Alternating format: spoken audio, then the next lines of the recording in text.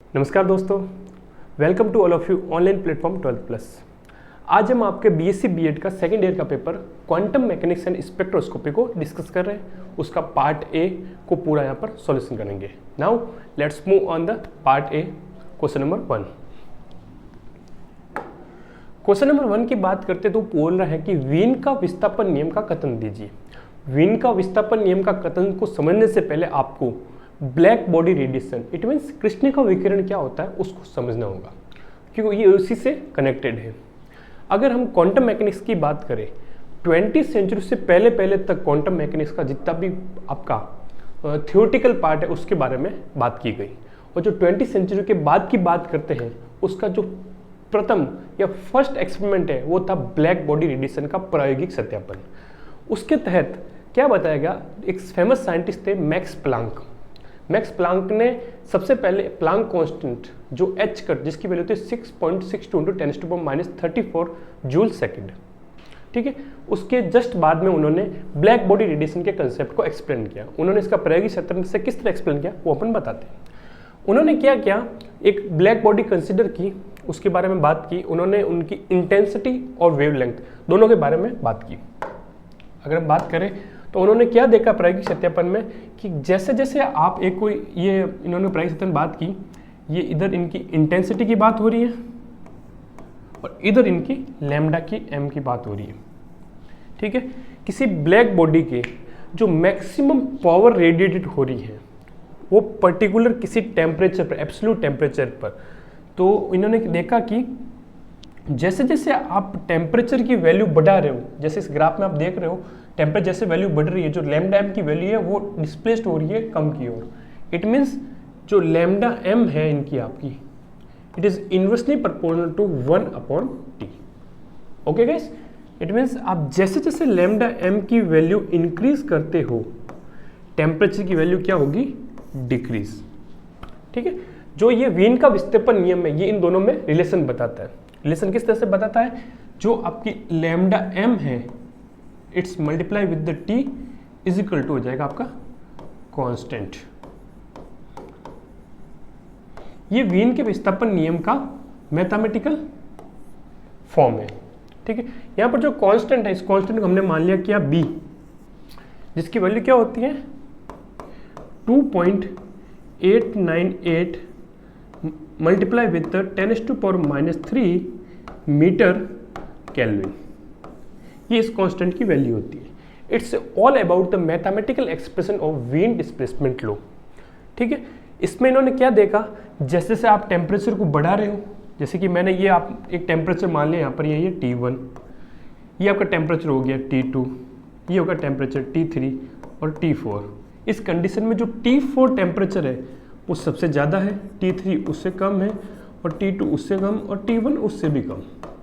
4 temperature के बारे में इन्होंने एक्सपेरिमेंट में बताया जैसे, ठीक है। आप जैसे जैसे टेम्परेचर बढ़ा रहे हो, जो इनकी मैक्सिमम पावर रेडिएट पे जो आपकी विस्थापन है, जो आपकी मैक्सिमम लैम्डा एम है ये वाली, प्रत्येक पीक के लिए ये आपकी शिफ्ट होती जा रही है, मतलब कम होती जा रही है। ये प्रायोगिक सत्यापन इन्होंने ब्लैक बॉडी रेडिएशन के बारे में बताया। इसी को इनके वीन डिस्प्लेसमेंट लॉ में द्वारा बताया गया। Okay guys, now let's move on the next question. Question number 2 दे रखा आपका कार्य फलन क्या होता है या वर्क फंक्शंस क्या होता है। वर्क फंक्शंस जानने से पहले आपने क्वांटम मैकेनिक्स में एक इफेक्ट नाम सुना होगा, प्रकाश विद्युत प्रभाव या photo electric effect. Photo electric effect क्या होता है मैं आपको एक्सप्लेन करता हूँ। अगर आपके पास ये कोई मेटेलिक बॉडी है, इस मेटेलिक बॉडी में आपने अगर कोई ईएम रेडिएशन इंसिडेंट करवाई है, तो इस मेटेलिक बॉडी में जो इलेक्ट्रॉन्स हैं जो आपस में कंबाइंड हो रखे हैं, एक पर्टिकुलर फ्रीक्वेंसी पे जो इंसिडेंट रेडिएशन पर पर्टिकुलर फ्रीक्वेंसी पे ये इलेक्ट्रॉन इससे इमिट कर जाएंगे। इमिट कैसे करेंगे कि अगर जो इंसिडेंट रेडिएशन है उसकी जो फ्रीक्वेंसी इसके साथ अगर जब मैच होगी, मतलब एक पर्टिकुलर फ्रीक्वेंसी जिसे अपन थ्रेशोल्ड फ्रीक्वेंसी या देहली आवृत्ति बोलते हैं, उस फ्रीक्वेंसी पे इस मेटेलिक बॉडी से इलेक्ट्रॉन एग्जिट कर जाएंगे। ओके गाइस, और अपने यहाँ पर क्वेश्चन में पूछ रखा है कार्य फलन, इट मीन्स वर्क फंक्शंस क्या होता है। अगर फोटोइलेक्ट्रिक इफेक्ट में इस तरह से बात करें, ये अगर जो मेटेलिक फॉर्म आ रही हैं, ये क्वांटा ऑफ फोटॉन्स बोलते हैं इनको, quanta of photon, it means E is equal to h mu form में। ओके गाइस, इस एच म्यू की बात करें जो इंसिडेंट हुआ, तो एक पर्टिकुलर इस जो फोटो इलेक्ट्रिक इफेक्ट बोलते हैं आप, जिसे बोलते हैं आप प्रकाश विद्युत प्रभाव। इस प्रकाश विद्युत प्रभाव की पहले कंडीशंस क्या होती है, ये कब होगा, इसके बारे में भी आपको जानना होगा। अब प्रकाश विद्युत प्रभाव की बात करते हैं आप, तो जो आपकी इंसिडेंट रेडिएशन है, आपकी इंसिडेंट रेडिएशन, इट मींस आपकी जो आपतित ईएम रेडिएशन है, उसकी जो फ्रीक्वेंसी है आपकी, वो हमेशा बड़ी या बराबर होनी चाहिए किससे, थ्रेशोल्ड फ्रीक्वेंसी से, थ्रेशोल्ड फ्रीक्वेंसी या दहली आवृत्ति। ओके गाइस, ये प्रकाश विद्युत प्रभाव कंडक्ट होने की कंडीशंस हैं। ओके गाइस, अब हम बात करते हैं जो ये एनर्जी फॉर्म में जो यहाँ पे आ रहे हैं, तो इनकी कुछ एनर्जी होगी डेफिनेटली। वो एनर्जी क्या होगी, मैंने मान ली इसकी एनर्जी है भाई एक एनर्जी E। ओके गाइस, अगर ये इंसिडेंट हुआ तो यहाँ पर डेफिनेटली कुछ वर्क डन होगा, वर्क फंक्शंस जिसे बोलते हैं, इसी को हम डिफाइन करने जाने यहाँ पर। वो हो गया, मान लिया हमने माना फाई एक वर्क फंक्शंस। ओके गाइस, अभी इंसिडेंट होने के बाद जो इजेक्टेड फोटो इलेक्ट्रॉन्स हुए निकले यहाँ से, उन फोटो इलेक्ट्रॉन्स की कुछ काइनेटिक एनर्जी होगी, तो हमने उनको बोल लिया काइनेटिक एनर्जी ऑफ इलेक्ट्रॉन। ये मैक्सिमम होगी, maximum energy, kinetic energy of electron. Okay guys, आपको पूछा है कि फाई क्या होगी, हम यहाँ से फाई को शिफ्ट करवा देंगे और फाई क्या हो जाएगी आपकी E minus kinetic energy of electron. यहाँ जो एक फाई है, फाई हो गया क्या आपका, जिसे अपन बोलते हैं कार्यफलन। ये जो कार्यफलन है, कार्यफलन मतलब work functions, the minimum energy required to emit photo electron from a metallic surface which is called the work functions या कार्यफल। Okay guys, let's move on the question number 3। Question number 3 बोल रहा है कि दैनिक जीवन में हम अनिश्चितता के सिद्धांत को अनुभव क्यों नहीं कर पाते। अनिश्चितता का सिद्धांत क्या होता है, पहले उसको समझते हैं, जिसे हम क्वांटम के आपके स्टार्टिंग फेज में आपने एक नाम सुना ही होगा, Heisenberg uncertainty principle. Okay guys, Heisenberg uncertainty principle क्या बोलता है, अगर कोई पार्टिकल इन क्वांटम, अगर कोई पार्टिकल मूवमेंट कर रहा है तो एक ही समय में हम उसकी स्थिति और मोमेंटम एक साथ मेजरमेंट करना असंभव है। ये बताता हाइजेनबर्ग अनिश्चितता का सिद्धांत। इसका मैथमेटिकल एक्सप्रेशन क्या हो, मैं आपको बताता हूँ यहाँ पे, जैसे कि delta x into delta P, ये नियरली इक्वल होता है Planck constant H cut.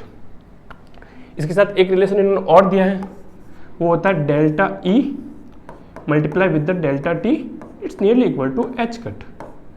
Okay guys, ये क्या बोलता है कि इसके अकॉर्डिंग जो ये जितने भी हाइजेनबर्ग अनसर्टेनिटी प्रिंसिपल है, ये सारे आपके क्वांटम मैकेनिक्स पे एप्लीकेबल है। आज जब क्वांटम मैकेनिक्स की बात आती है तो मतलब जो सूक्ष्म लेवल के कण होते हैं उन पे एप्लीकेबल होगी। इट मीन्स आपके माइक्रोस्कोपिक पार्टिकल्स, इट मीन्स सूक्ष्मतम कण उन पर एप्लीकेबल है। बट हम यहाँ बात करें दैनिक जीवन में कौन से पार्टिकल आते हैं, क्लासिकल पार्टिकल्स। तो क्लासिकल पार्टिकल वो पार्टिकल जिन्हें हम फिजिकली देख सकते हैं। आप फिजिकली देख पा रहे हो, उन पार्टिकल्स पे क्वांटम मैकेनिकल या हाइजेनबर्ग अनसर्टेनिटी एप्लीकेबल नहीं होते, ना उसका अपन एक्सपीरियंस कर पाते। सिंपल वर्ड में बोले, जो स्थूल कण होते हैं या मैक्रोस्कोपिक पार्टिकल्स जिन्हें हम फिजिकली देख पाते हैं, उन पे हाइजेनबर्ग अनसर्टेनिटी प्रिंसिपल एप्लीकेबल नहीं होता है। Heisenberg uncertainty simple only microscopic particle, जिसकी बात करते हैं क्वांटम मैकेनिक्स में, उन्हीं पे एप्लीकेबल होता है। Okay guys, now let's move on the next question. Question number 4 है, समूह वेग कला वेग में संबंध लिखिए, फेज वेलोसिटी और ग्रुप वेलोसिटी। इसका एक मैथमेटिकल एक्सप्रेशन है, पहले हमें समझते हैं समूह वेग और कला वेग होता क्या है। क्वांटम मैकेनिक्स में अगर आप किसी वेव फंक्शंस की बात करते हो, डेफिनेटली है उसका वेव नेचर होगा, डुअलिटी नेचर बोलते हो। पार्टिकल का डुअलिटी नेचर होता है, उसका वेव भी होता है और उसके कुछ पार्टिकल्स एक फॉर्म में भी होते हैं, उसके हम डिस्कस करते हैं। अगर मैं सिंपल वर्ड में बोलूँ, कोई एक वेव प्रोपेगेट हो रही है, ये क्या है, एक सिंगल वेव है। इस सिंगल वेव जिस वेलोसिटी से मूवमेंट कर रही है, मतलब पर्टिकुलर सिंगल वेव की बात कर रहे हैं, इसकी बात करेंगे तो वो होगी क्या, आपकी फेज वेलोसिटी, मतलब एक सिंगल वेव की बात करते हैं।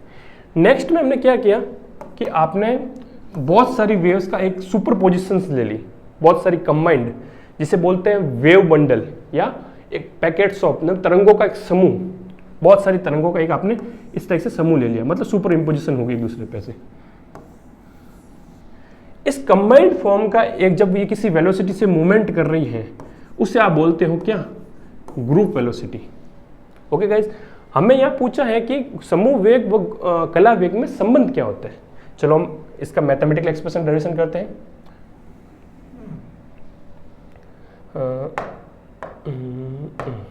चलो, जो फेज वेलोसिटी होती है, फेज वेलोसिटी क्या होती है, वो होती है आपकी ओमेगा बाई के। ओमेगा यहाँ डिनोट करती है फ्रिक्वेंसी को और के डिनोट करता है तरंग संचरण नियतांक। ओके, और जो आपकी ग्रुप वेलोसिटी होती है वी जी, इसे अपन बोलते हैं डी ओमेगा बाई डी के। ओके गाइस, हम क्या करते हैं, इसको देते हैं इक्वेशन नंबर 1, इसको देते हैं इक्वेशन नंबर 2। ओके गाइस, अगर फेज वेलोसिटी से हमने क्या किया, यहाँ से ओमेगा की वैल्यू निकाल दी हमने, तो ओमेगा की वैल्यू क्या होगी आपकी, वी पी मल्टीप्लाई विथ के। ओके गाइस, इस वी पी मल्टीप्लाई ओमेगा की वैल्यू हमने इक्वेशन नंबर 3 में सब्सटीट्यूट कर दी, तो ग्रुप वेलोसिटी क्या हुई आपकी, ग्रुप वेलोसिटी होगी आपकी डी बाई डी के, और जो ओमेगा की वैल्यू है उसकी हमने यहाँ क्या की वैल्यू रख दी, वी पी मल्टीप्लाई विथ के। ओके गाइस, अब हमने क्या किया, बाई मैथमेटिकल्स चेन्स रूल, एक बार इसका डिफरेंशिएशन करेंगे, एक बार इसका डिफरेंशिएशन करेंगे, तो ये क्या हुआ इस फॉर्म में, जो वी जी है वो क्या हुआ, आपने एक बार के रेस्पेक्ट में डिफरेंशिएशन किया तो डी के डिफरेंशिएशन 1, तो ये सिर्फ बचा आपका phase velocity plus. Next time में आपने क्या किया कि आपने इसको डिफरेंशिएशन किया किसके, वीपी के रेस्पेक्ट में, तो वीपी के रेस्पेक्ट में तो के एज कांस्टेंट आपका बार आ जाएगा, तो ये हो जाएगा डी और वीपी बाई डी के। This is relation between phase velocity and group velocity. ये क्वेश्चन में आपको पूछा गया था कि कला वेग व समूह वेग में संबंध क्या होता है। This is group velocity and phase velocity, VG is equal to VP plus k into DVP by DK. Okay guys, now let's on the next questions. Question number 5 है प्रायिकता धारा घनत्व। प्रायिकता धारा घनत्व क्या है, उससे प्रायिकता धारा घनत्व को और अपन बोल सकते हैं फ्लक्स भी बोलते हैं, जो पार्टिकल्स मूव कर रहा है, पार्टिकल फ्लक्स है, उसी को भी हम प्रायिकता धारा घनत्व, तो दोनों एक चीज होती है। प्रायिकता धारा घनत्व क्या होता है कि अगर आपके पास कोई सिंपल सी एक वेव के बारे में बात कर रहे हो, वेव करेंगे तो वेव का एक कुछ तरह से फॉर्म होगी, इस पे यहाँ पर कोई पार्टिकल है, पार्टिकल डेफिनेटली वो मूव करेगा किसी डायरेक्शन में, डेफिनेटली मूव करेगा क्योंकि वेव है, वेव का नेचर होता है फ्लो करना। ठीक है, जो प्रायिकता धारा घनत्व क्या होता है कि किसी पार्टिकल के मूव होने की जो प्रायिकता है उसको दर्शाता है। सिंपल वर्ड में बोले, पार्टिकल की जो प्रोबेबिलिटी है per unit time per unit area, उसी को हम क्या बोलते हैं, प्रायिकता धारा घनत्व। मतलब वो जिसकी फ्लो होने की प्रोबेबिलिटी है वो बताता है, और साथ ही जो टोटल फ्लक्स होता है पार्टिकल का उसके बारे में बताते हैं। ठीक है, इसका जो मैथमेटिकल एक्सप्रेशन होता है वो कुछ इस तरह से होता है, J is equal to minus iota h cut upon 2m multiply with, definitely यहाँ पर अगर वेव होगा तो वेव का कुछ फंक्शंस होगा, वेव फंक्शंस बोलते हैं जिसे हम, वेव फंक्शन। इस वेव फंक्शंस की आप अगर बात करोगे तो वेव फंक्शंस को आप सिंपल से वेव फंक्शन लिखा, वेव फंक्शन है तो इसका कॉन्जुगेट भी निकालते हैं जिसे अपन बोलते हैं फाई स्टार। ठीक है, उसका अपन क्या करेंगे, इस डेल के साथ ऑपरेट करके इसको फाई स्टार कुछ इस तरह से आप रख देंगे। ओके गाइस, इसका सब्स्टिट्यूट कर देंगे। नेक्स्ट टाइम में इन दोनों को आपस में आप इंटरचेंज कर लीजिए। इंटरचेंज किया तो आपने क्या हुआ, इधर आ जाएगा फाई स्टार, इधर आ जाएगा डेल और इधर आ जाएगा phi. This is the your probability current density या पार्टिकल फ्लक्स बोलते हैं जिसे, ये होता है आपका प्रायिकता धारा घनत्व। Okay guys, now let's move on the next question. Question number 6, एक विमीय बॉक्स में कण की शून्य बिंदु ऊर्जा क्या होती है? जब आप क्वांटम मैकेनिक्स की बात करो, particle in 1D box, not in harmonic oscillator, particle in 1D box की बात कर रहे हो। 1D बॉक्स की बात करते हो आप, तो किसी उस पार्टिकल में जो 1D बॉक्स इस टाइप से बना होता है, उस जो पार्टिकल है वो हमेशा फ्रीली मूव करता है, तो उसकी पोटेंशियल एनर्जी तो होती नहीं है, पोटेंशियल एनर्जी होती है 0, और उसकी होती क्या है, ओनली काइनेटिक एनर्जी। तो पार्टिकल बॉक्स की बात करते हैं अपन। हम यहाँ पर एक पार्टिकल बनाते, बॉक्स बना दिया आपने सिंपल सा। इसमें जो एक सिंपल सा आपका एक जो पार्टिकल है, ये मान लो ये आपके पार्टिकल है, ये फ्रीली मूव हो रहा है, तो इसकी जो आपकी पोटेंशियल एनर्जी है वो क्या होती है आपकी 0। ये ओनली क्या कंटेंट करेगा, ओनली करेगा काइनेटिक एनर्जी, जो कि होती है नॉट इक्वल टू 0। इस पार्टिकल बॉक्स की अगर एनर्जी की बात करें, वो होती है En की, अगर स्टैंडर्ड फॉर्म की बात करें वो होती है n square pi square h cut square upon 2ma square. Okay, ये एक स्टैंडर्ड मतलब जनरलाइज्ड फॉर्म है एनर्जी का। ठीक है, n इसके बताते हैं नंबर्स ऑफ लेवल को, पाई एक कांस्टेंट की वैल्यू है, h कट प्लांक कांस्टेंट है, मास इस पार्टिकल मास क्या, और a है जो विड्थ दे रखी, मतलब यहाँ से 0 से लगाकर a तक, ये इसकी एक विड्थ होगी, टोटल कितनी विड्थ ला रहा है। ठीक है, ये होती है इसकी। अब आपको पूछा है कि 0 लेवल मतलब शून्य बिंदु ऊर्जा, शून्य बिंदु ऊर्जा का मतलब क्या होता है, उससे कम तो किसी पार्टिकल की एनर्जी हो ही नहीं सकती है। 0 तो होगी नहीं, डेफिनेटली कुछ एनर्जी वो अपने कंटेंट रखेगा। तो इस एनर्जी की फॉर्म के अगर देखते हैं तो n की वैल्यू हमने क्या की 1, जैसे ही 1 रखी आपने तो यहाँ पर वैल्यू क्या हो गई, pi square h cut square upon 2ma square. अब जो h कट की वैल्यू होती है आपको पता होना चाहिए h अपॉन 2 पाई।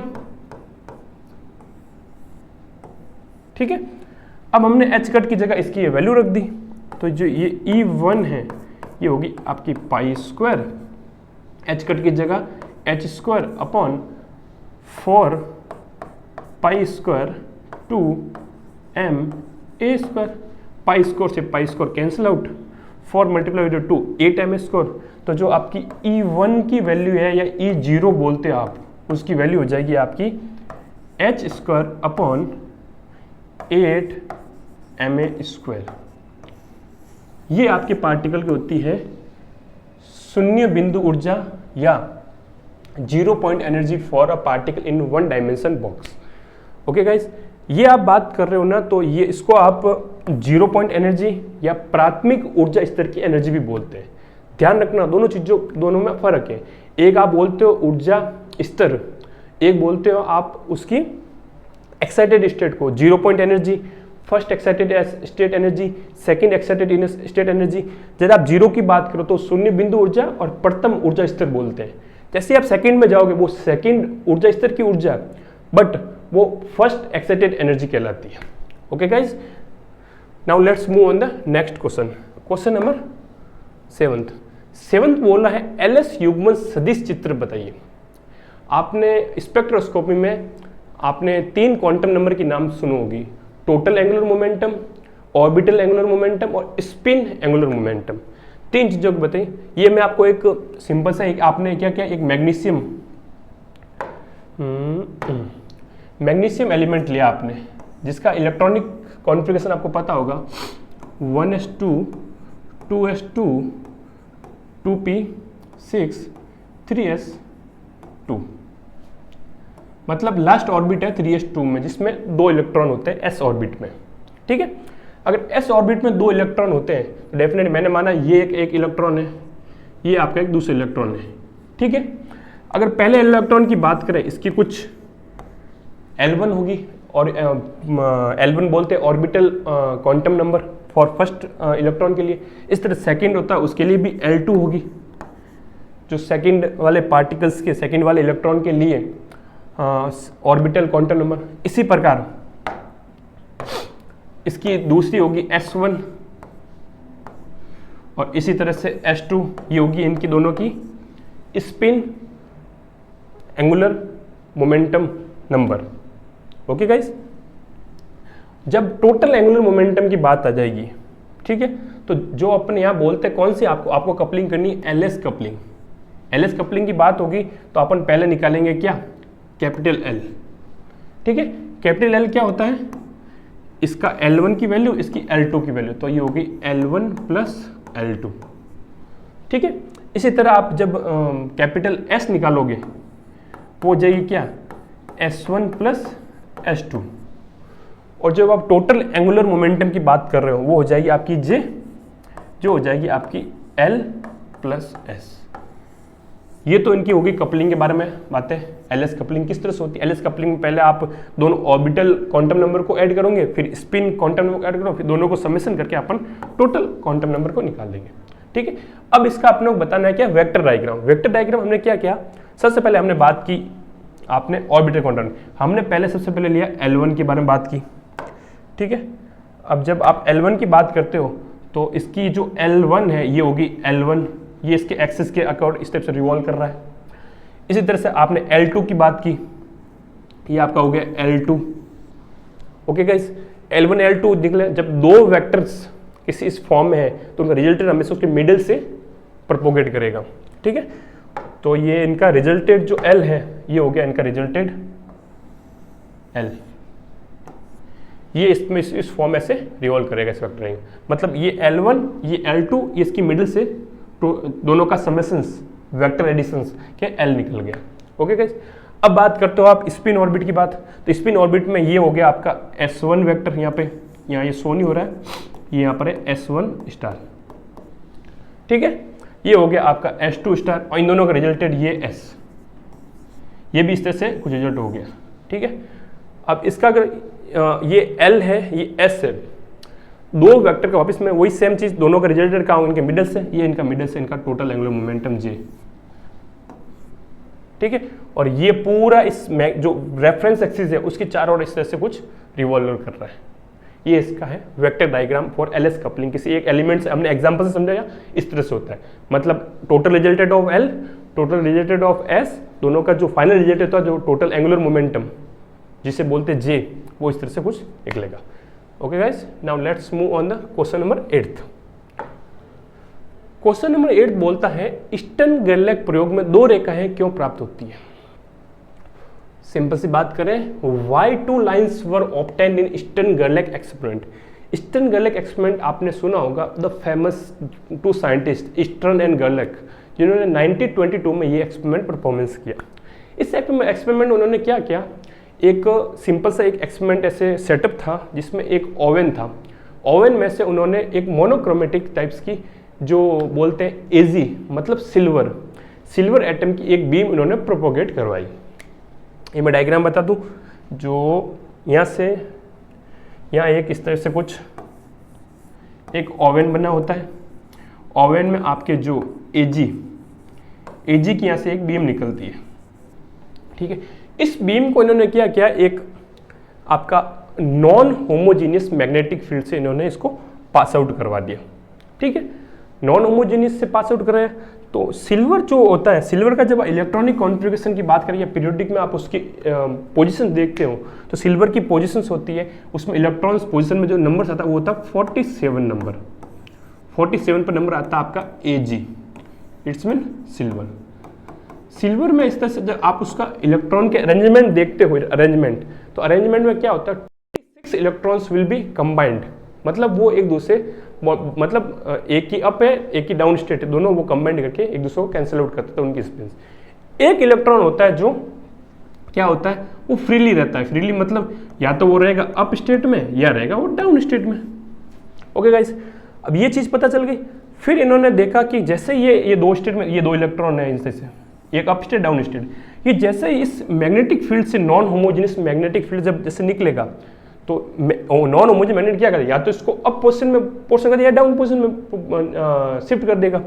तो कुछ इन्होंने जैसे इसको पास किया तो कुछ इलेक्ट्रॉन क्या हुआ, जैसे इस होमोजेनियस फील्ड से पास हुए तो कुछ तो चले गए अप स्टेट में स्प्लिट अप और कुछ चले गए डाउन स्टेट में मतलब स्प्लिट डाउन। ठीक है, जो क्लासिकल प्रेडिक्शन की थी वो साइंटिस्ट ने वो थी कुछ इस तरह से कि एक सिंपल सी इस तरह से कोई लाइन आ जाएगी इस टाइप से, बट उन्होंने देखा कि जो स्प्लिट है एक आ रही अप एक आती डाउन। इसी फेमस एक्सपेरिमेंट के बेसिस पे क्वांटम हम जो स्पिन का अप और डाउन का जो कंसेप्ट है वो स्टर्न गर्लिक एक्सपेरिमेंट के बेसिस पे दिया जाता है। ये जो अप और डाउन की ये एटम की एक इंट्रिंसिक प्रॉपर्टी है, क्वांटम इंट्रिंसिक प्रॉपर्टी है, जिसका यहाँ पर इस एक्सपेरिमेंट द्वारा बताया गया कि क्वांटम की इंट्रिंसिक प्रॉपर्टी के तहत इसमें जो इलेक्ट्रॉन है अप और डाउन टाइप में स्प्लिट हो सकते हैं। ओके गाइज, तो इस टाइप से कुछ इनका ऑब्जर्व था। यहाँ पर ये कुछ ग्रेफाइट का पर्दा बना रहता, तो पर्दा पर उन्होंने देखा तो कुछ ऐसे वाइट कलर में, मैं आपको वाइट से बता देता हूँ। ठीक है, तो वाइट से कुछ इलेक्ट्रॉन यहाँ ऊपर की साइड शिफ्ट हो गए और कुछ यहाँ पर ऐसे नीचे शिफ्ट हो गए। फिर इंटेंसिटी का ऐसे ग्राफ बना के देखता हूँ तो कुछ ये ऐसे इस टाइप से ऐसे कुछ एक्सपेरिमेंट बन गए। ये क्यों हुआ, ये एटम की खुद की एक क्वांटम इंट्रिंसिक प्रॉपर्टी है जिसके तहत जो एंगुलर मोमेंटम होता है वो एक 2 लेवल्स में स्प्लिट हो जाता है। रीजन ये इस एटम की एक बोलते खुद की प्रॉपर्टी है, स्वयं की प्रॉपर्टी, उसके तहत ये स्प्लिट हो जाता है। ठीक है, okay guys, now let's move on the question number 9th। Next question है लैंडेस जी गुणांक क्या है।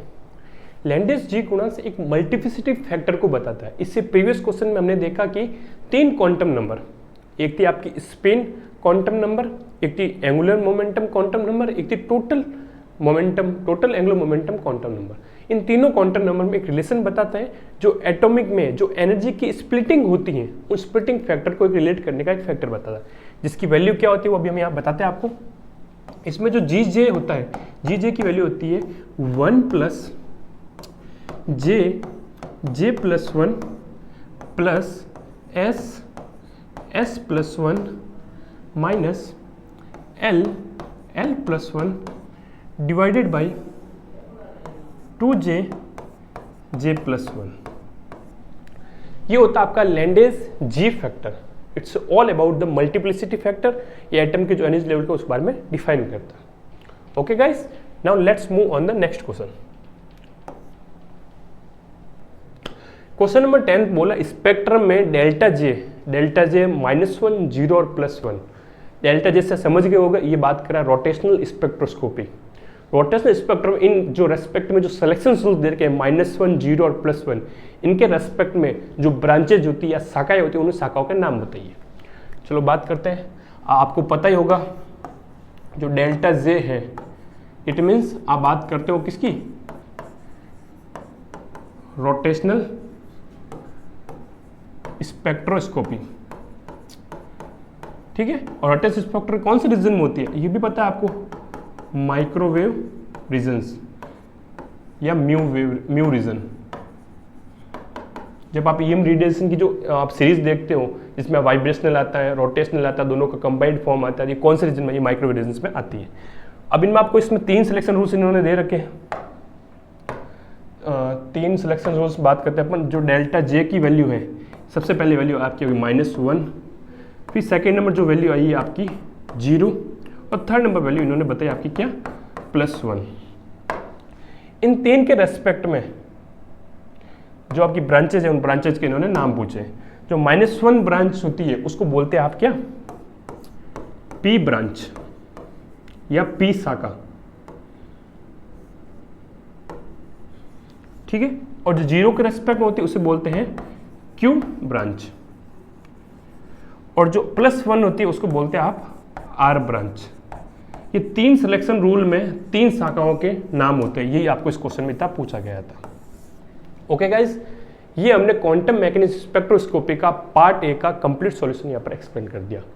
इसका प्रॉपर कंटेंट फॉर्म में, पीडीएफ फॉर्म में हमारे इस 12+ ऐप के आप जाइए, इंस्टॉल कीजिए, वहाँ पर आपको इसका पूरा एकदम PDF फॉर्म में प्रोवाइड हो जाएगी। और फर्दर जितने भी फिजिक्स के आगे के पेपर है वो हम इसी प्लेटफॉर्म पर आपको बहुत जल्द, आपके एग्जामिनेशन अभी आगे कंडक्ट होने वाले हैं, तो उनके जितने भी फिजिक्स पेपर है इस प्लेटफॉर्म पर आप टच में रहिए, कंटिन्यू विजिट करते रहिए, आपके सारे फिजिक्स पेपर यहाँ पर सॉर्ट आउट करवा देंगे। इस पेपर के रेस्पेक्ट में आपके और भी कोई प्रॉब्लम्स है, आप डेफिनेटली कमेंट सेक्शन में जाइए और कमेंट लिखिए, एज सुन एज पॉसिबल उस प्रॉब्लम को आपको सॉर्ट आउट करेंगे। Okay guys, best of luck, thank you so much.